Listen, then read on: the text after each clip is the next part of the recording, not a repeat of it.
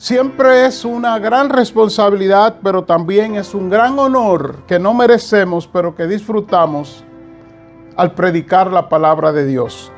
Como lo dijo aquel pastor y predicador, cuando predicamos estamos hablando de parte de Dios y delante de Dios. De ahí que lo hacemos con temor y temblor. Como ya hemos orado, vamos directo a la prédica de hoy. Enfocamos el mensaje anterior a través del libro de Filipenses, donde el apóstol Pablo, guiado por el Espíritu Santo, nos muestra todo un proyecto, todo el propósito de Dios para restaurar la paz en nosotros. Pero hoy no vamos a hablar del libro de Filipenses, sino que vamos a ver, el título de hoy es La oración, fuente de paz y esperanza. Vamos a ver cómo la Biblia de manera práctica nos muestra que restaurar la paz es imposible si no hay oración en nuestras vidas. Tenemos que entender que todo ser humano pasa por situaciones difíciles en la vida. Y esto sin importar si es cristiano o si no es cristiano, si cree en Dios o si no cree en Dios. Si estamos vivos, pasaremos por situaciones difíciles. Cuando nosotros tenemos la capacidad y tenemos la posibilidad de resolver las situaciones que nos llegan, nuestras vidas vuelven a la normalidad en medio de esas adversidades. O sea, tenemos una situación y si tenemos la capacidad y la habilidad y algo disponible, las herramientas disponibles, resolvemos y volvemos a la normalidad.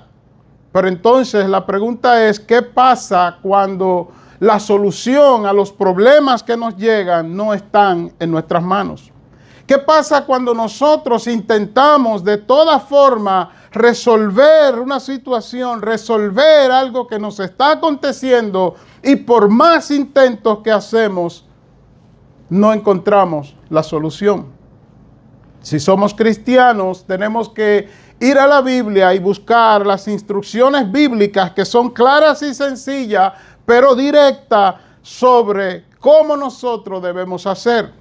Por ejemplo, en el libro de Primera de Tesalonicenses, capítulo 5, versículos 16 al 18, dice el Señor: estén siempre gozosos, y escuche ahora, oren sin cesar, den gracias a Dios en toda situación, porque esta es su voluntad para ustedes en Cristo Jesús. Esas son instrucciones absolutas para que nosotros, en medio de las adversidades que no podemos resolver, hagamos lo que tenemos que hacer. ¿Y qué es lo que tenemos que hacer? Mantener el gozo, entiéndase, mantener nuestra dependencia en Cristo, que es lo que produce el gozo. Oren sin cesar, un texto muy conocido, Primera de Tesalonicenses 5:17. No es orar para que Dios resuelva un problema, sino orar constantemente, orar siempre, orar donde quiera que estemos. Y como vimos también en Filipenses, en el capítulo 4, dice que debemos dar gracias a Dios en toda situación. Así que estoy diciendo que toda persona, todo ser humano tiene situaciones adversas en su vida. Estoy diciendo que no importa si es cristiano o no. Estoy diciendo que cuando las situaciones nosotros tenemos las herramientas a la mano para resolverlas, estas no son difíciles, son simplemente proyectos que tenemos. Pero que cuando nosotros no podemos solucionarla, cuando se escapan de nuestras manos, tenemos que ir a la Biblia y ver cuál es el tratado bíblico, cuál es la propuesta que Dios tiene para nosotros. Y hemos leído en Primera de Tesalonicenses 5:16 al 18 que el Señor nos dice: primero, en medio de las situaciones, mantén el gozo. Segundo, ora en toda situación, ora sin cesar, ora sin pausa. Ora donde quiera que esté, y orando da gracias a Dios en toda situación, no solamente cuando nos va bien, cuando nos va como queremos. No he visto a nadie gozándose y brincando y dando alabanzas a Dios porque las cosas le estén yendo mal. Pero esa es la fórmula bíblica, el llamado bíblico, el tratado bíblico. Escuche bien, es que cuando las cosas vayan bien, nos gocemos. Y cuando van mal, nos gocemos también. Mis amados, es que la oración no es una herramienta que usamos para decirle a Dios lo que necesitamos. La oración es el aire que respiramos desde que nacemos de nuevo en Cristo. Explico de otra forma. Cuando las cosas van contrario a como nosotros queremos o necesitamos que vayan, tenemos que depender de la oración, lo mismo que dependemos de la oración cuando las cosas van bien. Porque la oración no es una herramienta que usamos cuando necesitamos. La oración es parte del aire que el cristiano respira para mantenerse vivo en Cristo. ¿Qué entonces debemos nosotros hacer para que la oración sea fuente de paz y esperanza? Lo primero que tenemos que hacer, escuche bien, es estar consciente del mundo donde vivimos. Estar consciente del mundo donde vivimos, del mundo en que estamos, del mundo en que nosotros hemos nacido, eso nos va a permitir a nosotros glorificar a Dios en nuestras vidas. Escuche cómo lo dice la Biblia. En Juan 16:33, Jesucristo nos dice: estas cosas os he hablado para que en mí tengáis paz. En el mundo tendréis aflicción, pero confiad, yo he vencido al mundo. Lo que Jesús nos está llamando a saber es, o a ser consciente de que el mundo donde estamos, escuche bien, es un mundo que nos adversa de manera natural. Entonces, si vamos a vivir en la oración como fuente de paz y esperanza, tenemos que estar conscientes del mundo en que vivimos. Es un mundo caído, es un mundo perdido, es un mundo que Satanás ha tomado, y usted lo ve en Mateo 4, cuando Jesús fue tentado por el enemigo en el desierto. En Mateo 4, Satanás le dice: adórame y yo te voy a dar todos los reinos que ves desde aquí, porque a mí me han sido dados. ¿Quién se lo dio? No se lo dio Dios. No se lo dio el Espíritu Santo. Sencillamente Adán y Eva y la raza humana le entregaron a Satanás el dominio de este mundo cuando le obedecieron en Génesis 3. Así que entonces debemos ser conscientes, como dice Jesús, de que la paz solamente es en Él, porque en este mundo tendremos aflicción. No espere cosas buenas de este mundo. Quizás reciba alguna muy pequeña, pero las cosas esenciales que necesitamos no las vamos a recibir de este mundo. Así que eso implica que tu paz y tu esperanza no va a venir del mundo ni de las cosas que están en el mundo. Y entonces la pregunta es, y aquí entramos en nuestro pasaje bíblico, ¿cómo depender de la oración como fuente de paz y esperanza? Porque todo cristiano ora, no importa si es mucho, si es poco, si ora en el nombre de la Trinidad, o si ora en el nombre de Jesús, como dice la Biblia, que se debe orar al Padre en el nombre de Jesús. No importa cómo ora, todo cristiano ora, pero no todo cristiano vive en paz y esperanza. ¿Por qué? Porque sencillamente hay una fórmula bíblica, un tratado bíblico, una propuesta bíblica que nosotros debemos conocer y aplicar en nuestras vidas para que la oración sea fuente de paz y de esperanza. De antemano te advierto que no será fácil llegar a esa paz y a esa esperanza, puesto que no está en nuestra naturaleza actual. La naturaleza caída no es orar y esperar la paz y la esperanza. Eso viene del Espíritu, eso es fruto del Espíritu de Dios en nosotros. En otras palabras, es un proceso a aprender a recibir la paz y la esperanza a través de la oración. No viene tampoco cuando uno se convierte automáticamente, uno pasa a orar y depender y esperar en Dios. Repito, es un proceso. En ese proceso, mis amados, hay tres partes que son tres cosas que usted debe saber. Número uno, debe saber ser consciente de que usted vive en un mundo perdido, ya eso lo dije.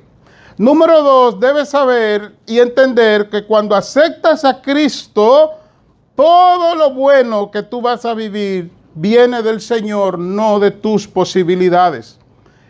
Esos son los pasos primeros que debemos estar conscientes o verdades que debemos saber para nosotros poder llegar a la oración como fuente de paz y esperanza. Número 1, ser consciente de que vives en un mundo perdido. Cuando algo malo te ocurra, no vayas a llorar a Dios por lo que te está ocurriendo, sino dile: Señor, estoy consciente de que este es un mundo caído y no puedo esperar del mundo, entiéndase, no puedo esperar de fuera de ti nada bueno. Número 2, tienes que aceptar, ya lo dije, que todo lo bueno no vendrá de ti ni del mundo, ni de tus posibilidades, sino del Señor. Y número 3, escucha bien, cuando en oración te rindes sin reservas al Señor, dejando tu pasado, presente y futuro en sus manos, entonces es cuando la oración será fuente de paz y esperanza. El problema nuestro es que nosotros muchas veces vamos al Señor en oración y oramos al Señor, entregamos supuestamente el problema y nos levantamos y nos vamos con el mismo problema y volvemos al Señor con el mismo problema. El tratado bíblico es que cuando tú ores, tú dejes tu pasado, dejes tu presente y dejes tu futuro, entiéndase tu dependencia total en Cristo en ese momento. Y es ahí cuando la oración se convierte en fuente de paz y esperanza para nuestras vidas. Pastor, ¿cómo puedo verlo en la Biblia? Escuche ahora. Primera de Crónicas 4, 9 y 10. Dice: y Jabes fue más ilustre que sus hermanos, al cual su madre llamó Jabes, diciendo: por cuanto le di a luz en dolor. Versículo 10. E invocó Jabes al Dios de Israel, diciendo: oh, si me dieras bendición y ensancharas mi territorio, y si tu mano estuviera conmigo y me libraras del mal para que no me dañe. Y escuche el final de este hombre, de este joven. Y le otorgó Dios lo que pidió. Comienza este pasaje de una manera inusual en la Biblia. De hecho, es la única vez en la Biblia que ocurre lo que ocurre en estos dos versículos. ¿Qué ocurre?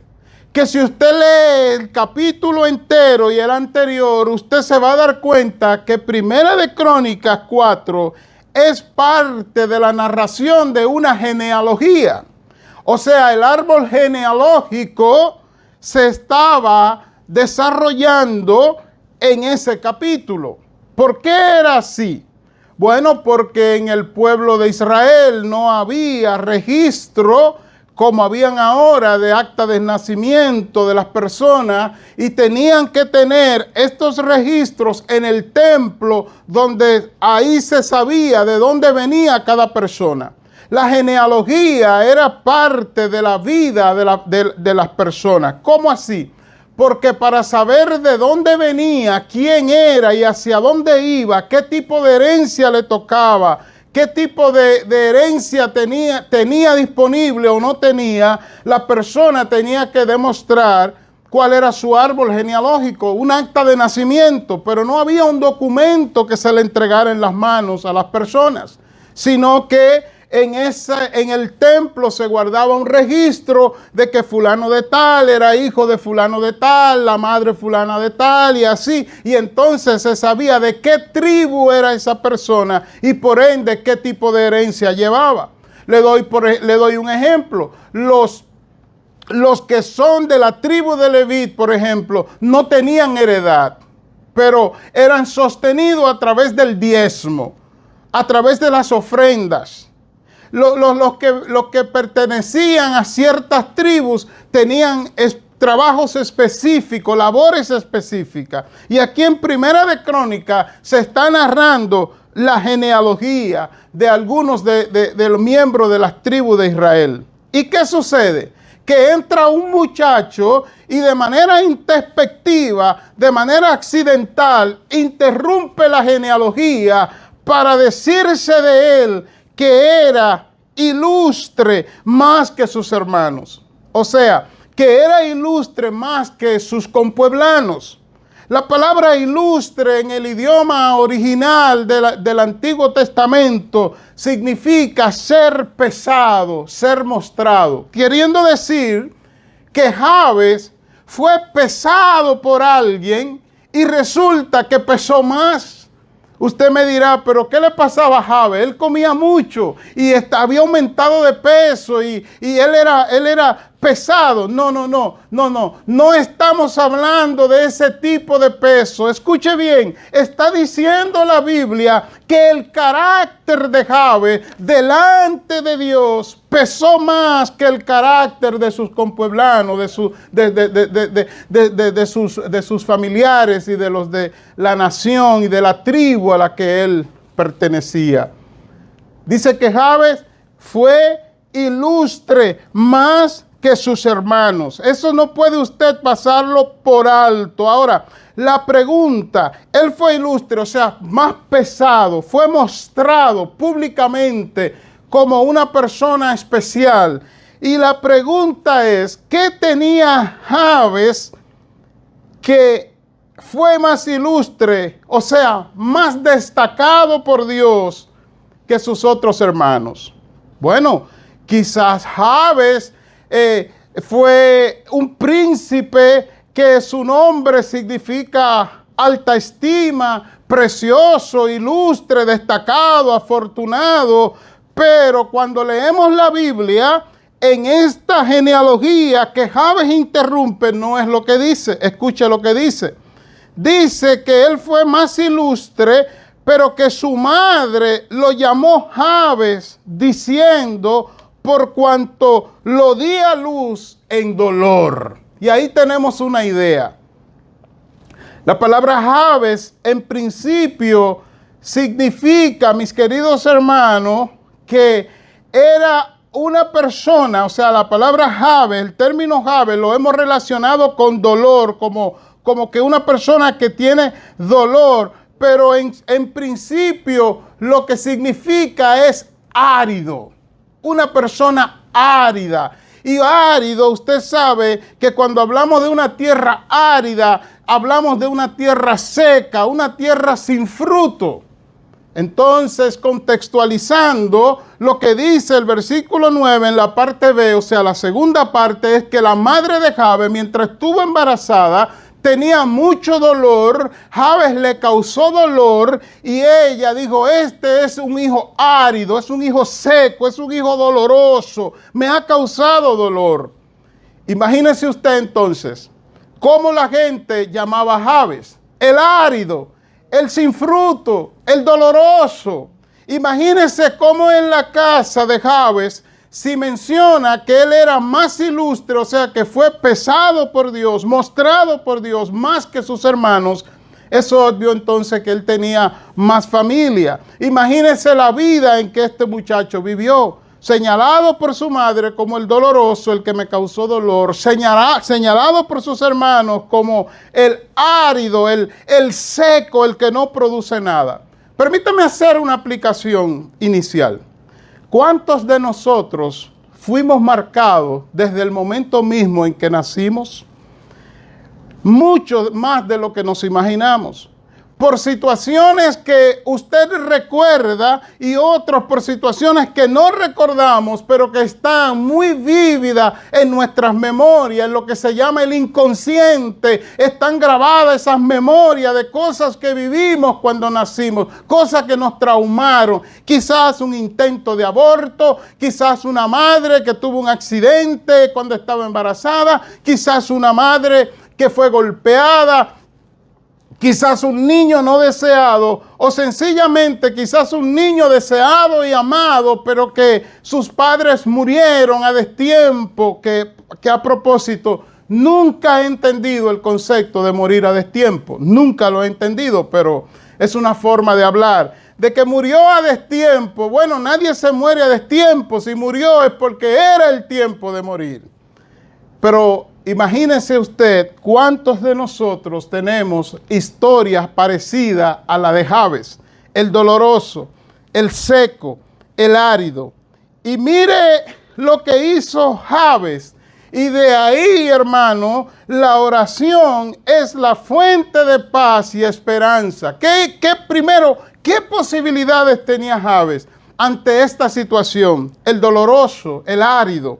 Quizás vivir en depresión, si es hoy, por cierto, digo que si es hoy, estuviera tratado con un psiquiatra, con un psicólogo, estuviera tratado como una persona bipolar, porque esa persona fue afectado, fue dañado. Y no estoy criticando a esa ciencia, lo que estoy señalando y denunciando, escuche ahora, es que hay muchos diagnósticos incorrectos allá afuera, sencillamente porque no han ido a la fuente para ver de dónde viene el problema y cuál es la solución.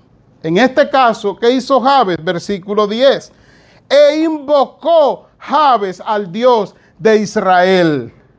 Hermano, este versículo 10, estas palabras no están construidas de manera casual, no están construidas de manera circunstancial. Estas palabras son precisas. Dice que él invocó. ¿Sabe lo que significa invocar? Significa llamar, recurrir, solicitar ayuda o información. Él fue a Dios y le dijo a Dios: Señor, me han titulado, me han llamado, me han nombrado el doloroso, el árido, el seco. Yo quiero información de ti. ¿Es esa mi vida? ¿Es esa la realidad de mi vida?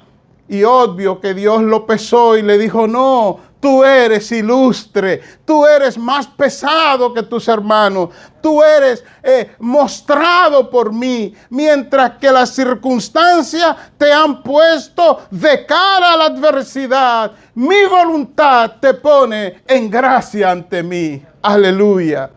¿Y cómo empezó? Con oración. Él oró, él invocó, él fue a Dios, él fue a la fuente. Él no fue a la madre, él no hizo un reclamo insulso a la madre, él no hizo un reclamo insulso a sus compueblanos, a sus hermanos, él no se sintió un desgraciado. Él dijo en una expresión hispana, latina: voy a tomar el toro por los cuernos. Y fue a Dios y le dijo: dame información, te invoco a ti, dime quién soy realmente. Y escuche lo que sigue diciendo el versículo 10. Dice que Dios, él le dijo a Dios en el 10, después de invocarlo, le dice: oh, si me dieras bendición. Hermano, le repito, la oración de Jabes es una oración que es un prototipo de la oración correcta. No es una oración para ser repetida tal como él la hizo, pero es un guía que está a la par con el Padre Nuestro en el capítulo 6 de Mateo, porque tiene los componentes correctos de una oración. ¿Sabe lo que está diciendo Jabes cuando él dice: oh, si me dieras bendición?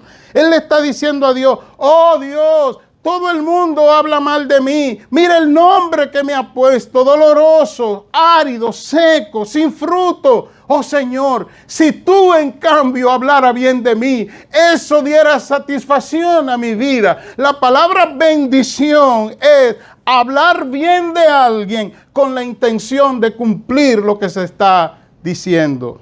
Y Jabes pide: Dios, habla bien de mí y ten la intención de cumplir en mí lo que tú dices de mí. Y continúa diciendo: no solamente pide bendición, sino que le dice: y si tú ensancharas mi territorio. Esa parte aquí es mal entendida por mucha gente que lee la Biblia, porque dicen: mira, ahí está la riqueza, ahí está la prosperidad. Yo quiero que el Señor ensanche mi territorio. Él no está hablando de ensanchar territorio como de pedir más tierra. Él está diciendo, mis amados hermanos, después de invocar a Dios, después de pedir que Dios hable bien de él, él está diciendo literalmente: oh Señor, habla bien y expande tu área de cobertura sobre mí. Es lo que él está diciendo en este pasaje. Hay gente que en esto de pedir a Dios que ensanche su territorio, se han metido en más problemas, en más maldición de lo que antes tenía. Ejemplo, Lot en la Biblia pidió que se ensanchara su territorio y ustedes conocen lo que sucedió. Se ensanchó tanto su territorio que terminó al lado de Sodoma y Gomorra.